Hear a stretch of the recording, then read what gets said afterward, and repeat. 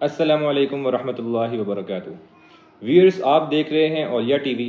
امید ہے آپ لوگ خیریت سے ہوں گے۔ آج ہمارا مکمل قرآن کا جو کورس ہے، تجوید کا، مخارج کا اور مختصر تفسیر کا، اس کا لیکچر نمبر 20 ہے، اور آج ہم انشاءاللہ اس میں سورۃ البقرہ کی آیت نمبر 35 سیکھیں گے۔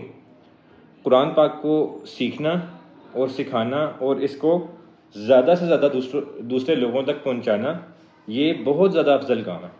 تو اس لیے ویڈیو کو آخر تک دیکھیں تاکہ سمجھ بھی آئے، مختصر تفسیر بھی سنیں کہ قرآن میں اللہ تعالیٰ ہمیں کیا کہہ رہا ہے، کیا حکم دے رہا ہے، اور اس کے اوپر بعد میں عمل بھی کریں اور اس کو دوسروں تک پہنچائیں۔ تو آیت نمبر 35 کی سب سے پہلے ہم جو ہے تجوید کر لیتے ہیں، اس کے مخارج اور اس کا جو تلفظ ہے وہ کیا ہے۔ اعوذ باللہ من الشیطان الرجیم، بسم اللہ الرحمن الرحیم، وَقُلْنَا يَا آدَمُ اسْكُنْ أَنْتَ وَزَوْجُكَ الْجَنَّةَ۔ وَقُلْنَا، قاف کو موٹا کریں گے، یا آدم اسکن، یا یہاں پہ چھوٹی مد ہے، اس کو 1 سے 3 گنا لمبا کریں گے۔ آدم اسکن انت، اب یا آدم اسکن انت، یہاں پہ پہلے جو اسکن کا نون ہے اس کے اوپر ساکن ہے، لیکن ہم اظہار کریں گے، اخفا نہیں کریں گے، کیونکہ اگلا جو حرف ہے وہ حروف حلقی میں سے ہے، الف ہے، لیکن آگے جو انتا ہے وہاں پہ نون کے اوپر ساکن ہے، اور اگلا حرف جو ہے وہ نارمل تا ہے، حروف حلقی میں سے نہیں ہے، اس لیے انتا کے اندر نون ساکن کے اوپر ہم اخفا کریں گے۔ یا آدم اسکن انت وزوجک الجنت، وزوجک الزا، اس کے اوپر زور دیں گے، اس کو زور دے کے پڑھیں گے، ذرا سی سیٹی کی آواز بھی نکلے گی۔ وَزَوْجُكَ الْجَنَّةَ، یہاں پہ نون کے اوپر تشدید ہے جس کی وجہ سے اس کے اوپر ہم غنہ کریں گے۔ وَكُلَا مِنْهَا رَغَدًا حَيْثُ شِئْتُمَا، وَكُلَا مِنْهَا رَغَدًا حَيْثُ شِئْتُمَا، وَكُلَا مِنْهَا، یہاں پہ جو ہا ہے یہ سینے والا ہا ہے، اس کو حلق سے نہیں نکالنا۔ رَغَدًا، یہاں پہ را کو بھی موٹا کریں گے، غائن کو بھی موٹا کریں گے، اور دال 2 زبر دن کے اوپر اخفا نہیں ہوگا، کیونکہ اگلا جو حرف ہے وہ ہا ہے، وہ حروف حلقی میں سے ہے، اس لیے روغا دن کو روغا دن ایسے نہیں کریں گے، بلکہ روغا دن کریں گے، اظہار کریں گے، اخفا نہیں کریں گے۔ آگے ہا ہے وہ حروف حلقی میں سے ہے۔ روغا دن حیث شئتما، حیث، یہاں پہ ہا جو ہے یہ حلق والی ہا ہے، اور سا ہے اس کو باریک پڑھتے ہیں، دونوں دانتوں کے درمیان میں یا اوپرلے دانتوں کے پیچھے زبان لگا کے وہاں سے اس کا مخرج نکلتا ہے، حیثو نہیں ہے، حیثو شئتما۔ وَلَا تَقْرَبَا هَذِهِ الشَّجَرَةَ فَتَكُونَا مِنَ الظَّالِمِينَ۔ وَلَا تَقْرَبَا هَذِهِ الشَّجَرَةَ، وَلَا تَقْرَبَا، قاف کو موٹا بھی کریں گے، اس کے اوپر قلقلہ بھی کریں گے، کیونکہ یہ حروف قلقلہ میں سے ہے اور اس کے اوپر ساکن ہے۔ تقربا، را کو موٹا کریں گے، هذه الشجرة، یہاں پہ را کو موٹا کریں گے، فتكونا من الظالمین، یہاں پہ ضا کو، زوئیں والی ضا کو موٹا کریں گے۔ تو اس کو میں پورا پڑھ دیتا ہوں۔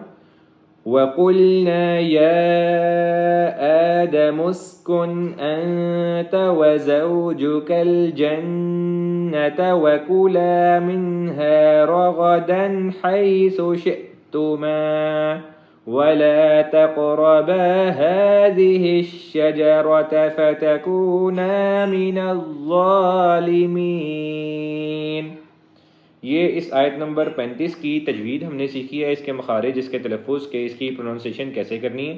ابھی ہم اس کا ترجمہ دیکھتے ہیں اور اس کے اندر مختصر تفسیر کے کوئی پوائنٹس اگر وضاحت مفتی صاحب نے کی ہے تو وہ ایک مرتبہ سٹڈی کر لیتے ہیں۔ بسم اللہ الرحمن الرحیم۔ وَقُلْنَا يَا آدَمُ اسْكُنْ أَنْتَ وَزَوْجُكَ الْجَنَّةَ، اور ہم نے کہا وقلنا اور ہم نے کہا یا آدم اسکن انت وزوجک الجنت، اے آدم تم رہو تم اور تمہاری بیوی، وزوجک الجنت جنت میں، اور ہم نے کہا اے آدم تم اور تمہاری بیوی جنت میں رہو۔ اسکن کہتے ہیں مسکن سے نکلا ہے، اسکن مطلب رہو، تو اور ہم نے کہا اللہ تعالیٰ کہہ رہے ہیں کہ اے آدم تم اور تمہاری بیوی جنت میں رہو، وَكُلَا مِنْهَا رَغَدًا حَيْثُ شِئْتُمَا، اور اس میں سے جہاں سے چاہو جی بھر کے کھاؤ، جی بھر کے کھاؤ۔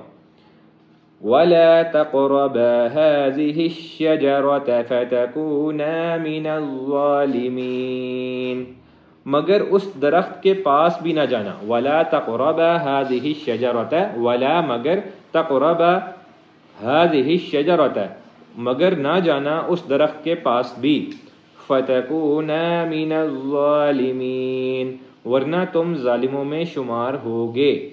تو اللہ تعالیٰ کیا کہہ رہا ہے؟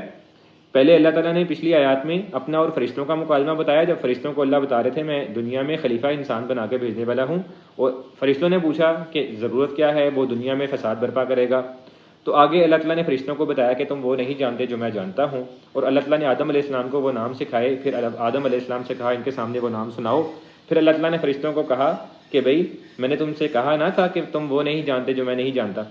تو یہ سارا مکالمہ پیچھے فرشتوں سے اللہ تعالیٰ کا ہوا۔ ابھی پھر اللہ تعالیٰ نے فرشتوں سے کہا کہ آدم علیہ السلام کو سجدہ کرو، پچھلی آیت نمبر 34 کے اندر، تو سارے فرشتوں نے سجدہ کیا، ساری مخلوقات کو کہا، ابلیس نے سجدہ نہیں کیا، اسے اللہ نے سزا دی۔ تو ابھی اللہ تعالیٰ اس سارے مکالمے کے بعد اور فرشتوں سے سجدہ کروانے کے بعد آدم علیہ السلام کو کیا فرما رہا ہے؟ اور ہم نے کہا اے آدم تم اور تمہاری بیوی جنت میں رہو، اور اس میں سے جہاں سے چاہو جی بھر کے کھاؤ، مگر اس درخت کے پاس بھی نہ جانا ورنہ تم ظالموں میں شمار ہوگے۔ مگر مثلاً جنت میں ایک درخت تھا جس کے پاس بھی اللہ تعالیٰ کہتا ہے کہ تم نے نہیں جانا ورنہ تم ظالموں میں شمار ہوگے۔ اس میں ایک ہی درخت کے بارے میں مفتی صاحب نے وضاحت کی ہے کہ یہ کون سا درخت تھا، قرآن کریم نے اس کی وضاحت نہیں فرمائی، نہ اس کے جاننے کی ضرورت ہے۔ اتنا جان لینا کافی ہے کہ جنت کے درختوں میں سے ایک درخت ایسا تھا جس کا پھل کھانے سے آدم علیہ السلام کو روک لیا گیا۔ بعض روایت میں ہے کہ یہ گندم کا درخت تھا، بعض میں ہے کہ انگور کا ذکر ہے، مگر کوئی روایت ایسی نہیں ہے جس پر پورا بھروسہ کیا جائے، اور نہ ہی اس کی وضاحت کو جاننا بہت ضروری چیز ہے مسلمان کے لیے۔ بس ایک درخت تھا جنت میں جس سے منع فرمایا گیا اور کہا کہ اگر اس کے قریب جاؤ گے تو تم ظالموں میں شمار ہو جاؤ گے۔ تو یہ اللہ تعالیٰ نے آدم علیہ السلام کو حکم دیا۔ یہ ہماری آیت نمبر 35 تھی۔ کل ہم انشاءاللہ آیت نمبر 36 اور 37 سیکھیں گے۔